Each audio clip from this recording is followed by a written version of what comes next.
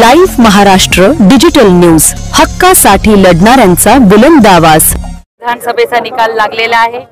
या ठिकाणी एनडीए 200 पार करताना आपल्याला दिसते आणि खास करून भारतीय जनता पार्टीने 100 उमेदवार त्या ठिकाणी लढवले होते। 90च्या वरती उमेदवार हे आघाडीवर आहेत।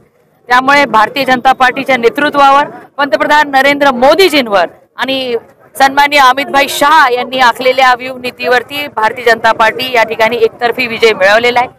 खास करून मी अभिनंदन करते बिहारच्या सर्व जनतेचं की त्यांनी नरेंद्र मोदीजींवरती विश्वास ठेवला आणि या ठिकाणी एवढं स्पष्ट बहुमत हे एनडीएच्या भारतीय जनता पार्टीच्या पाठीशी दिलेलं आहे। त्याबद्दल मी त्यांचे आभार मानते, अभिनंदन करते।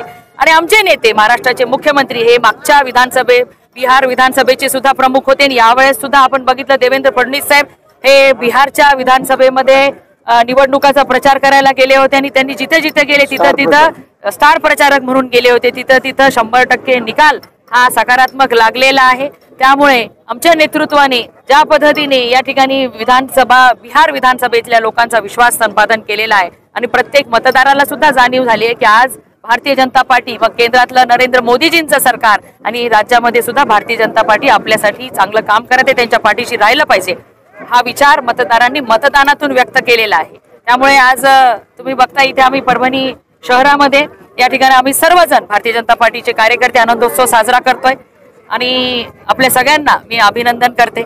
महाराष्ट्रातील स्थानिक स्वराज्य संस्था मतदार हा भारतीय जनता पार्टीच्या कमळाला मतदान करण्यासाठी सज्ज झालेला आहे आणि मला खात्री आहे की या निवडणुकीचा निकाल येणाऱ्या स्थानिक स्वराज्य संस्थांमध्ये आम्हाला या ठिकाणी मतदारांचा आणि आमच्या कार्यकर्त्यांचा सुद्धा उल्हास, आत्मविश्वास वाढलेला आहे आणि निश्चितच येणाऱ्या महाराष्ट्रामधल्या सगळ्या स्थानिक स्वराज्य संस्थांमध्ये कमळ भारतीय जनता पार्टीचा झेंडा हा फडकल्याशिवाय राहणार नाही। एक नगरपालिकेच्या तिथल्या आमच्या कार्यकर्ते, आमचे प्रमुख नेते यांच्या विचारांनी आम्ही त्या ठिकाणी निवडणूक लढतोय। आम्ही जिंतूर, सेलू आणि गंगाखेड या ठिकाणी स्वबळावरती नगराध्यक्ष आणि पूर्ण पॅनल 100% हा लढला जातोय। बाकी ठिकाणी आम्ही महायुतीसोबत लढतोय। नुसार आम्ही ठरवणार आहोत। त्याच्यामुळे आणखी 2 दिवसानंतर चित्र तुम्हाला स्पष्ट झालेले दिसणार आहे।